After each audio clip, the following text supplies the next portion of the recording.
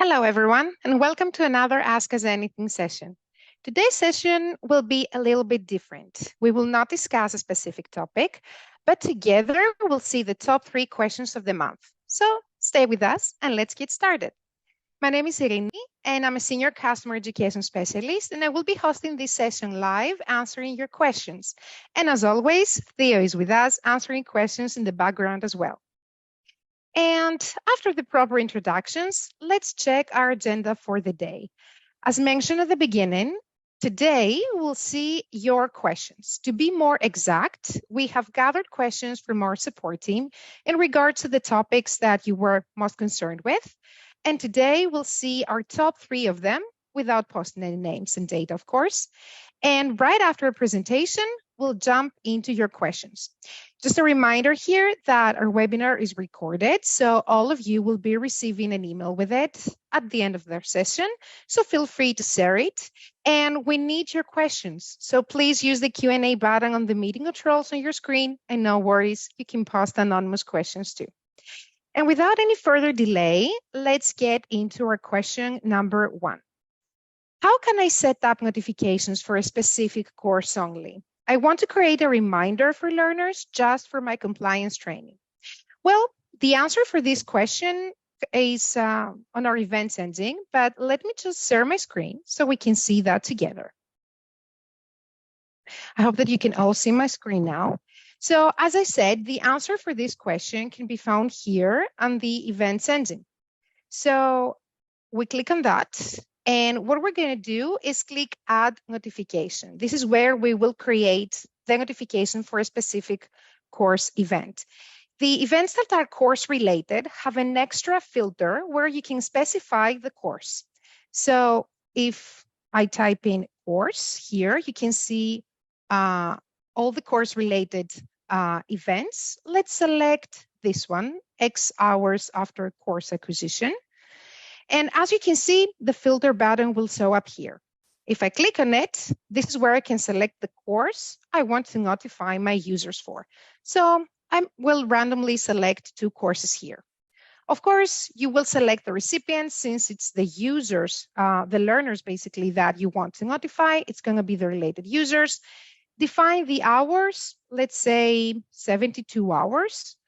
And of course, here in the body area, we will write our template of that email because, as we know, notifications are basically emails that are sent out to users.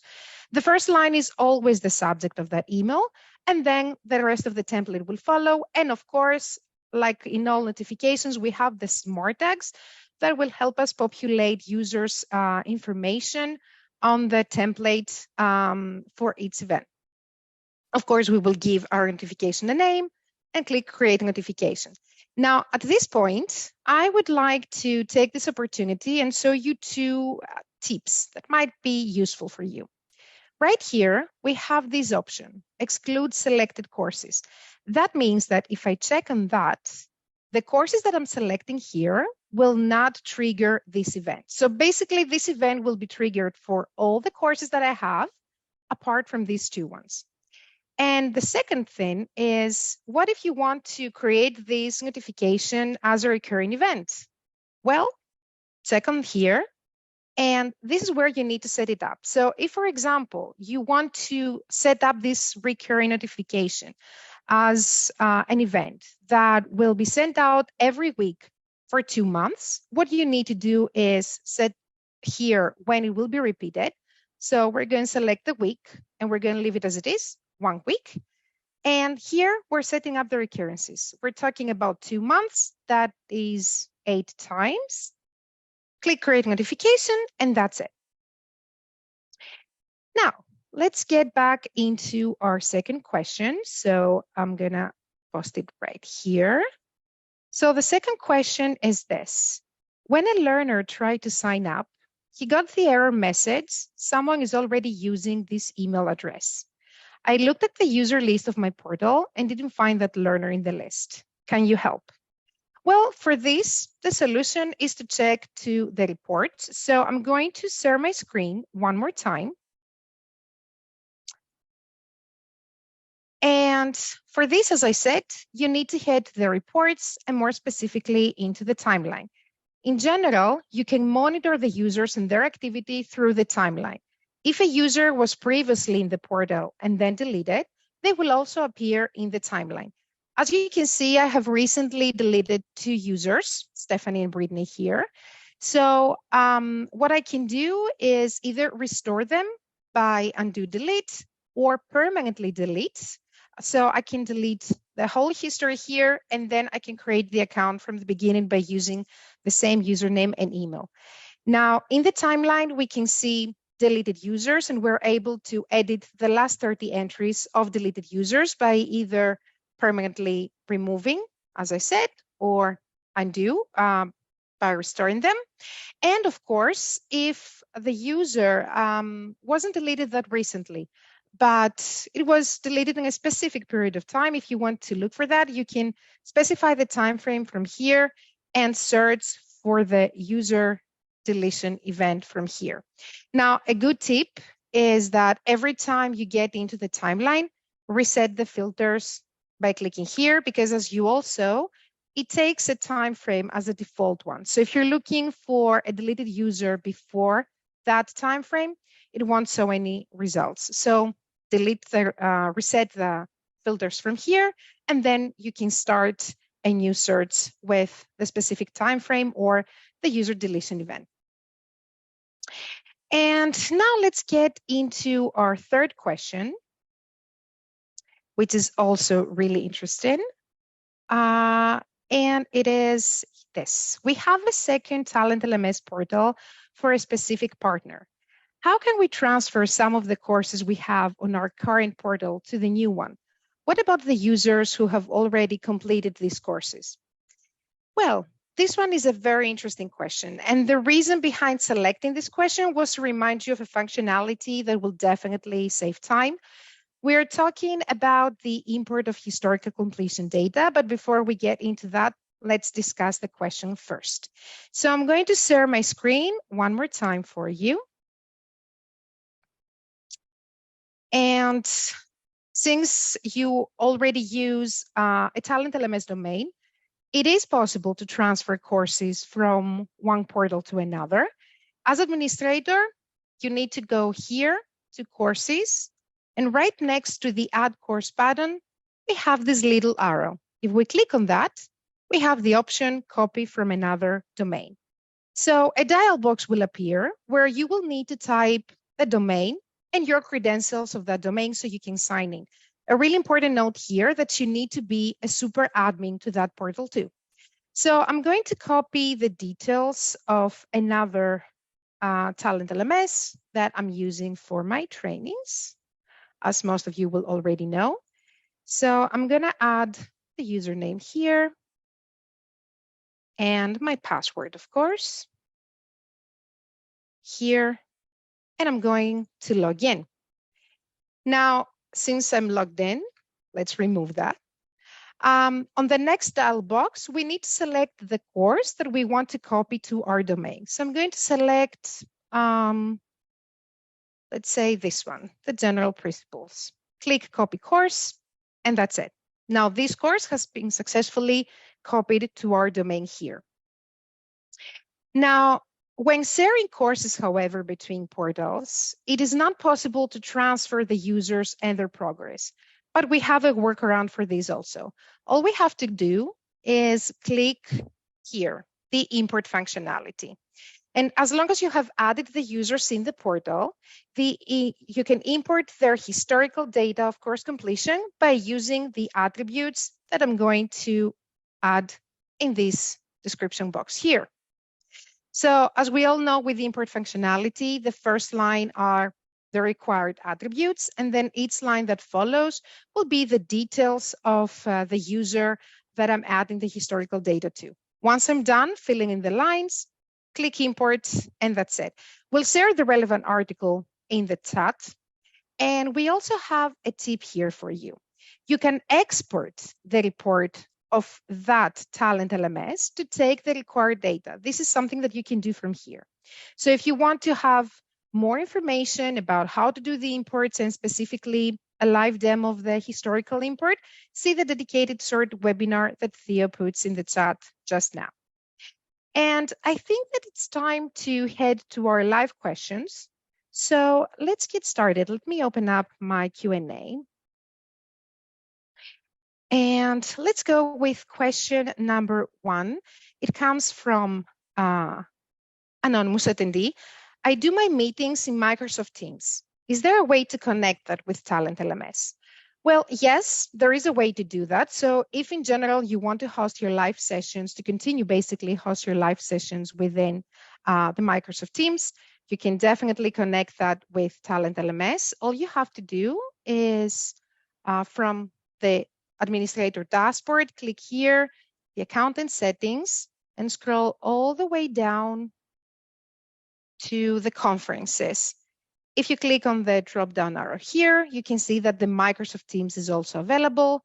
Set up the maximum capacity here. And if you want to find out the step-by-step guide, or if you want to have access to screenshots of how to complete the integration, just hover over here, and we have the Learn Board button. If you click on that, the respective article from our knowledge base will pop up that will give you more information about how to complete the integration with Microsoft Teams. And in general, if you want to have access to our knowledge base, if you scroll up here, this is where you can find our knowledge base. And even if you type some keywords in this search bar here, all the relevant articles will come on the bottom. So you can have all the information provided from our end. Now, let's go to question number 2. It comes from Kate. Can I customize the forgot username system notifications?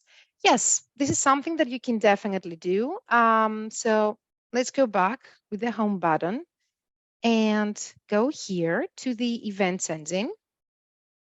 And right next to add notification button, we have this little arrow. So if I click on that, this is the option I get, customize system notifications.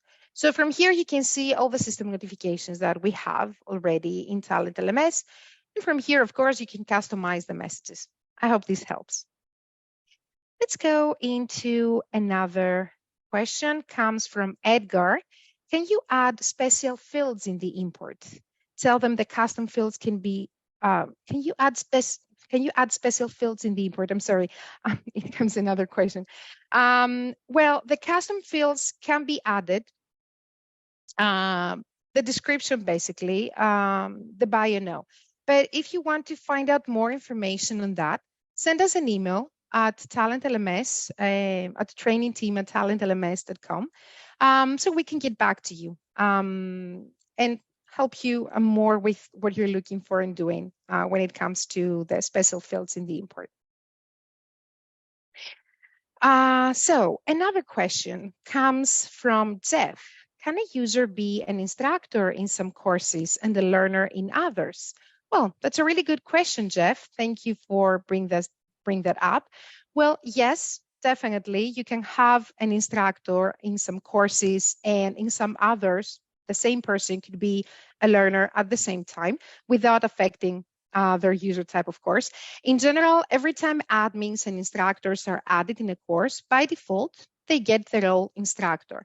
So in order to change that for specific courses that your admins and instructors need to complete as learners, what you need to do is, let's switch as an instructor and click edit on a course. Let's go to this one, to the onboarding techniques. Now, from the edit course,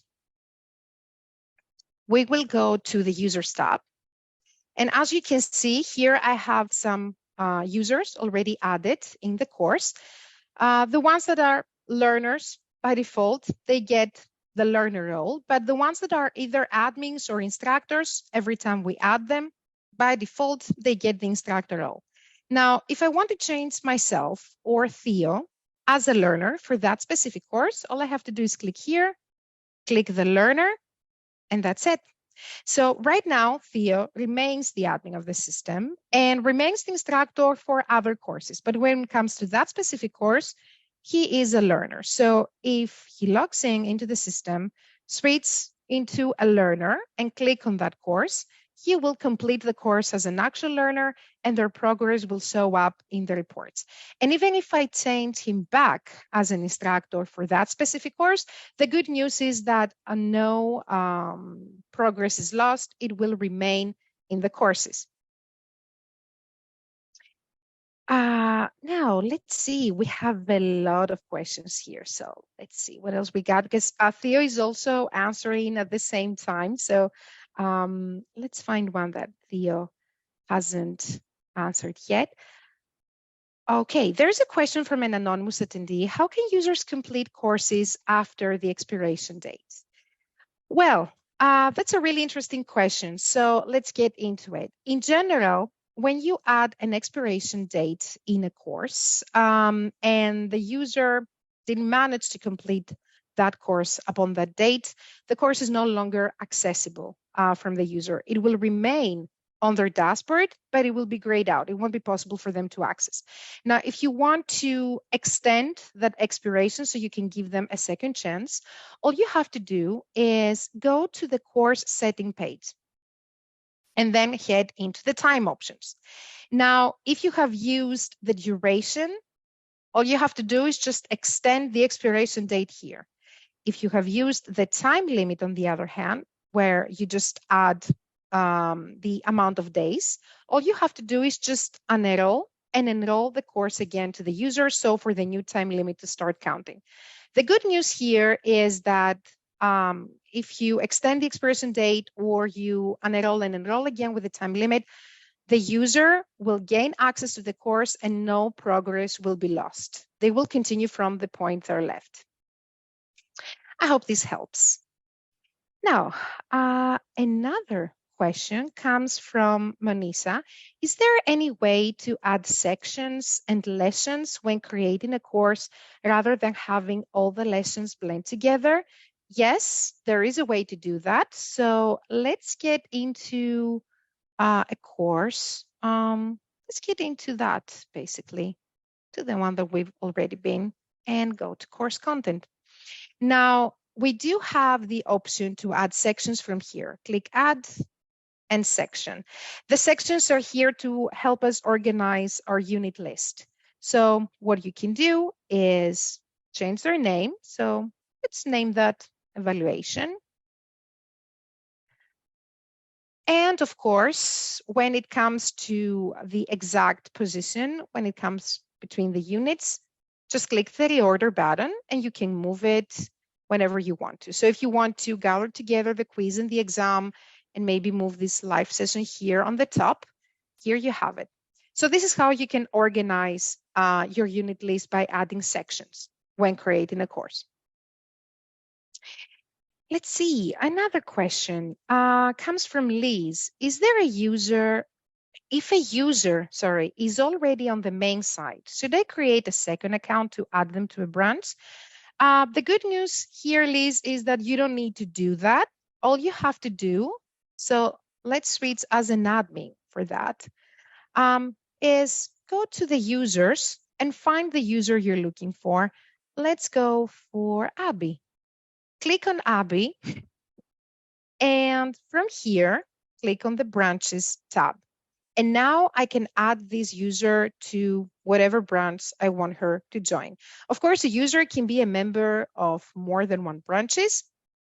And of course, if they do and they want to switch within the branches, if they hover here, they will have these options, switch branch. They can click and switch the training environment.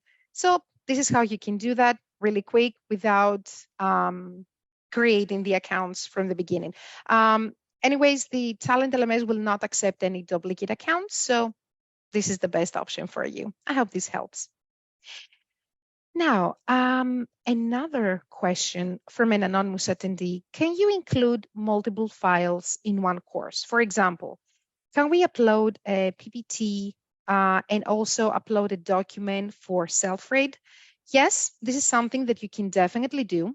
So let me switch back as an instructor for that and go again to the onboarding techniques. Now, what you need to do is go here to files. So from here, the units that you have uploaded so far. So as you can see, I have already uploaded a PowerPoint presentation as a unit. This is where I can go, and by click the plus icon, I can share it with my users. So right now, this presentation is basically a takeaway. They can download it either from the course info page or from the Files tab on the top of the screen. Now, if you want to add some extra study material, that will also work as takeaways or whatever basically you want to share with your users, all you have to do is just drag and drop and file here. So let me just open up a file that I have so I can show you how simple that is. I'm just going to post an image, so I will simply drag and drop it. So here it is, simple as that. And since it's being uploaded, I will click the share button, and now this image is also available for my learners to download. Let's see. I have time for 2 more questions. Another question coming from Liz. Do your branches have separate gamification settings? I can't seem to find any apart from the badges. Well, as you correctly found out, the branches do not have any separate gamification settings.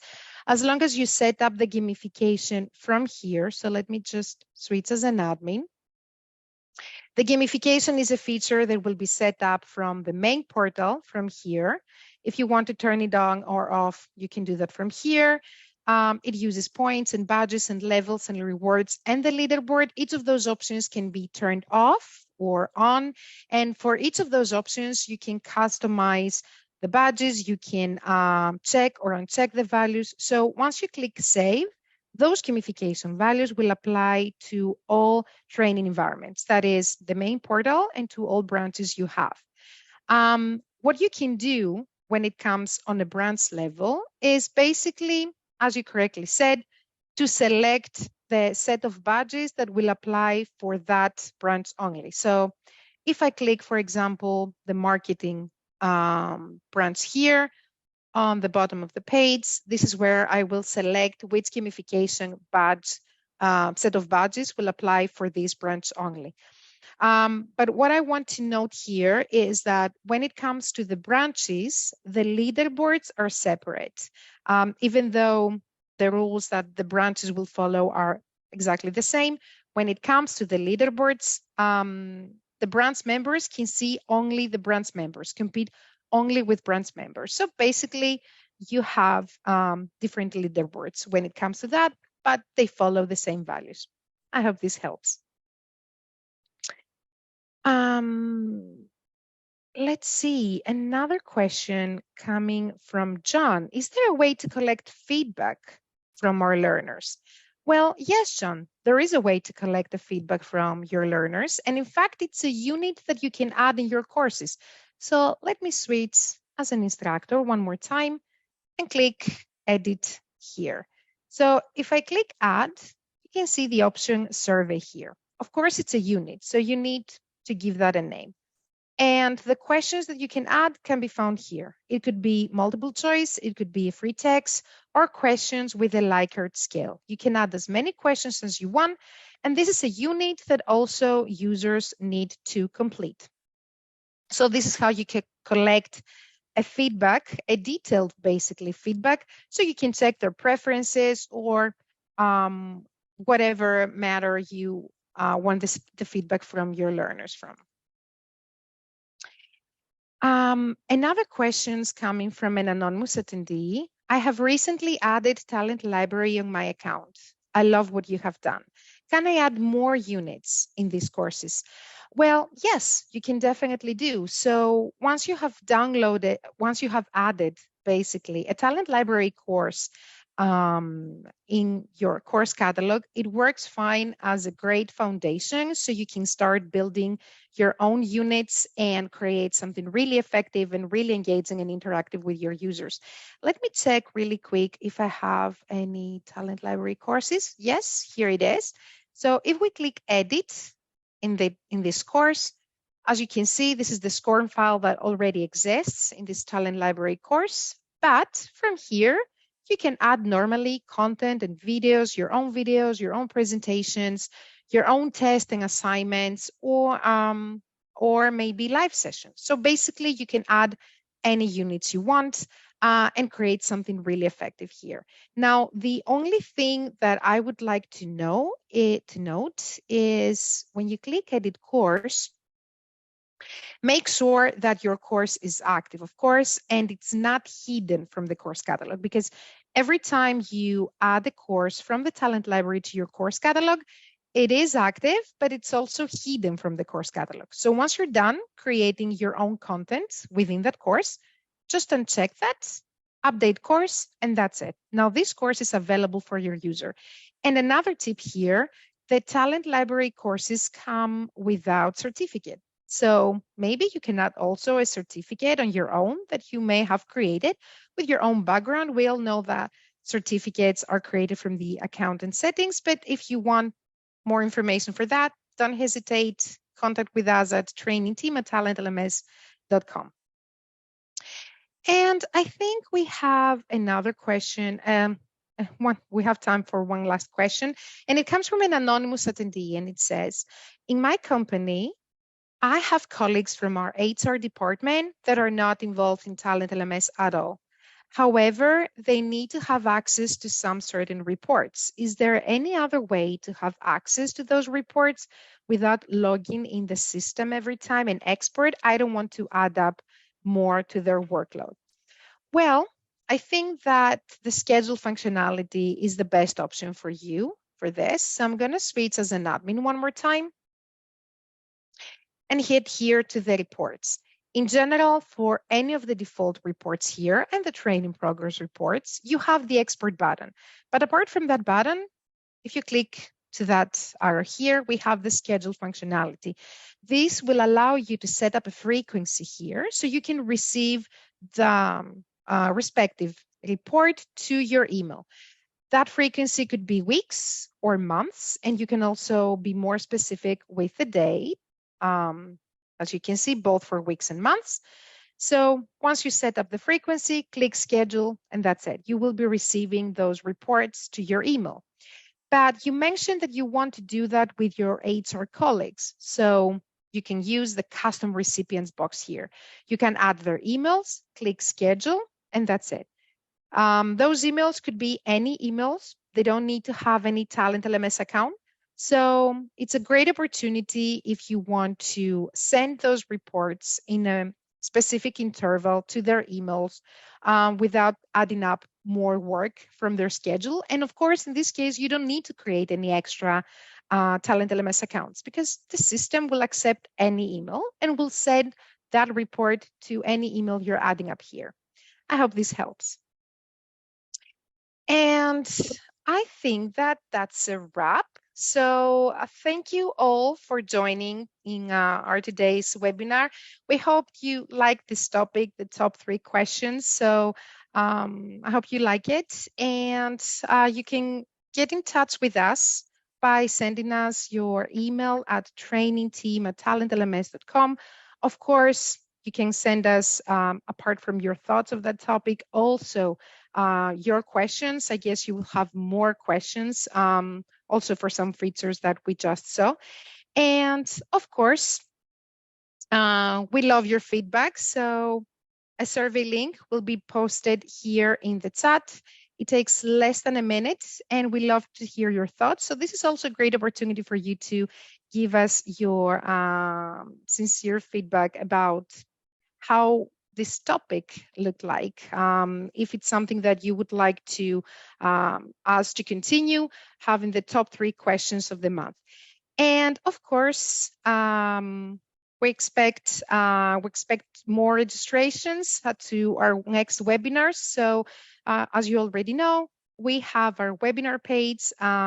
It's been created on talentlms.com/forward-webinars. This is where you can visit our page and check any past webinars. It's a great resource of extra information and of course, register for the upcoming ones. Thank you all for joining. Thank you, Theo, for answering questions in the background and helping all of our attendees. We hope to see you on our next webinar. And until then, happy training.